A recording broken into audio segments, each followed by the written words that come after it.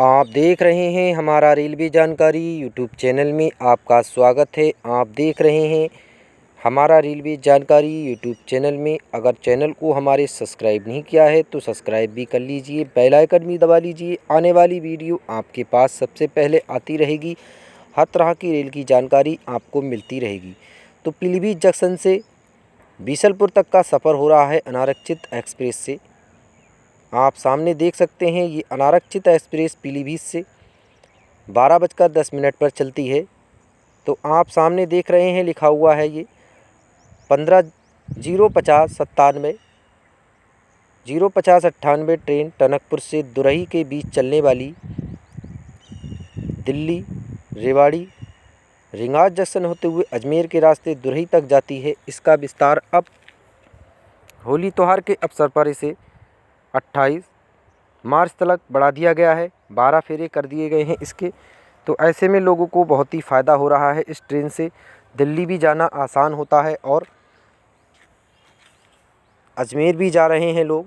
तो इससे फ़ायदा हो रहा है कि आने वाले समय में इसे परमानेंट भी किया जाएगा, क्योंकि पहले से परमानेंट किया जाएगा। इसे फ़ायदा होगा लोगों को, क्योंकि पहले भी इसे नोटिफिकेशन आ चुका है इसका कि हमने देखा था कि अब टनकपुर से दुरही चलने वाली 3 दिन के बजाय 4 दिन चलाई जाएगी। वो भी इसका नोटिफिकेशन आया था और ये भी बताया था कि अब 15:091-92 नंबर से चला करेगी परमानेंट। अब जो 0:50:97 के नाम से नंबर से चल रही है वो अब 15:091 और 92 नंबर से दौड़ा करेगी। पीलीभीत से बरेली टनकपुर होते हुए टनकपुर से चलकर सीधे अजमेर के रास्ते दुरही तक चल रही है।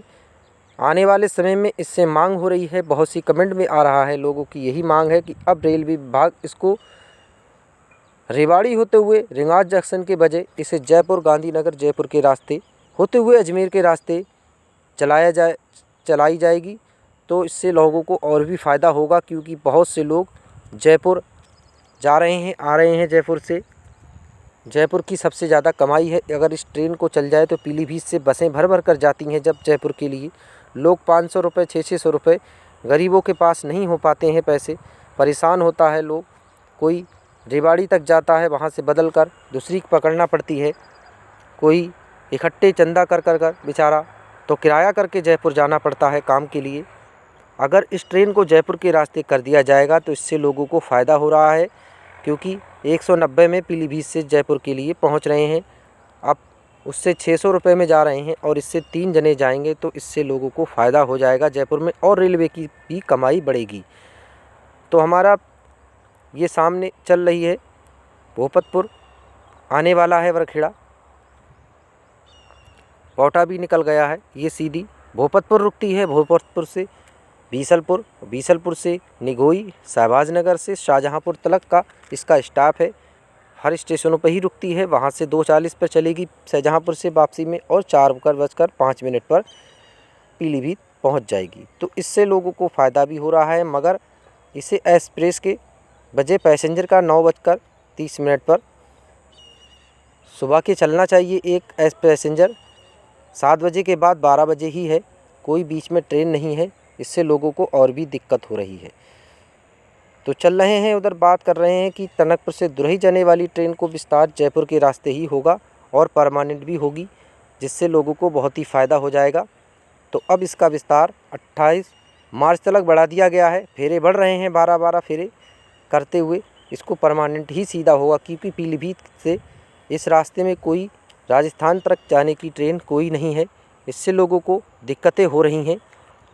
तो आप देख रहे हैं भोपतपुर रेलवे स्टेशन सामने, यहाँ कोयले की खान उतरती है मालगाड़ियों से। इससे लोगों को बहुत ही दिक्कत हो रही है। प्लेटफार्म संख्या 2 पर पूरा काला हो जाता है।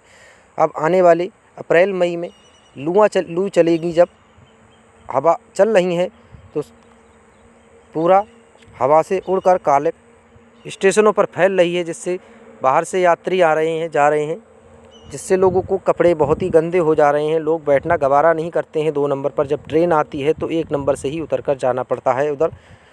तो पूरा स्टेशन काला है, बैठ नहीं सकते हैं। ऐसे में इसे टीन लगाना चाहिए पूरा, जिससे कोयले की खान उतरते वक्त धूल ना उड़ सके काली इधर, तभी फ़ायदा है बीसलपुर में। वहाँ लोगों ने इतना धरना करा, गदर किया, जिसके बावजूद वहाँ टीन लगाई गई, मगर कोई मालगाड़ी वहाँ कोयला खान नहीं उतर रही है। इससे भोपतपुर उतारा जा रहा है। तो ऐसे में स्टेशनों के लगभग 4 किलोमीटर आगे ही माल गोदाम बनाना चाहिए था कोयले की खान उतारने के लिए, तभी फ़ायदा होता है। मगर स्टेशनों पर ही नहीं होना चाहिए। स्टेशनों पर गंदगी फैलती है और भी लोग काले हो जाते हैं कपड़े।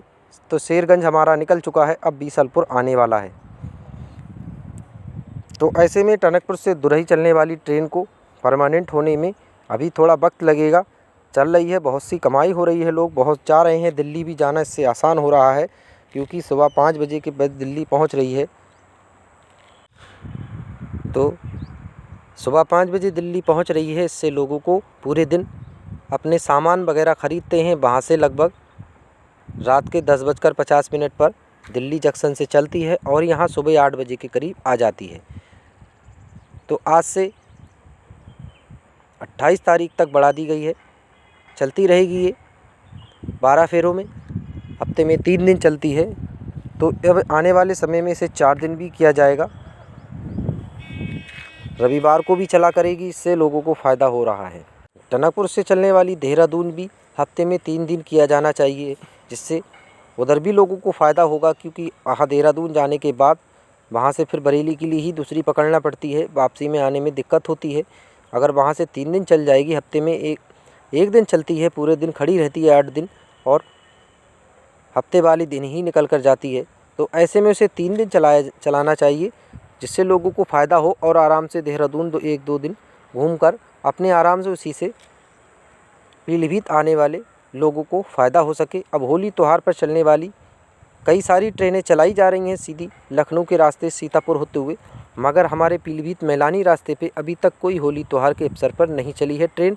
और ना बीसलपुर के रास्ते में कोई एक आध एक्सप्रेस मिली है लोगों को जो लंबी दूरी की ट्रेन के लिए। यहाँ केवल 3 पैसेंजर और 1 एक्सप्रेस चल रही है, नारक्षित एक्सप्रेस। तो हमारा बीसलपुर आ चुका है स्टेशन और जा रही है ये शाहजहाँपुर के रास्ते। निगोई रुकेगी, निगोई से शहबाज नगर होते हुए शाहजहाँपुर जाएगी। तो इस रास्ते पे कोई भी नई एक्सप्रेसें नहीं चल रही हैं। कब चलेंगी कब नहीं, इसका कोई अभी पता नहीं लगाया जा रहा है। जब भी चलेगी तो हम आपको बताएंगे। तो इतनी ही वीडियो थी हमारी। अगर अच्छी लगी है तो लाइक करें, सब्सक्राइब करें, करीबी दोस्तों तक पहुँचाएँ। देखने के लिए आप सभी को धन्यवाद।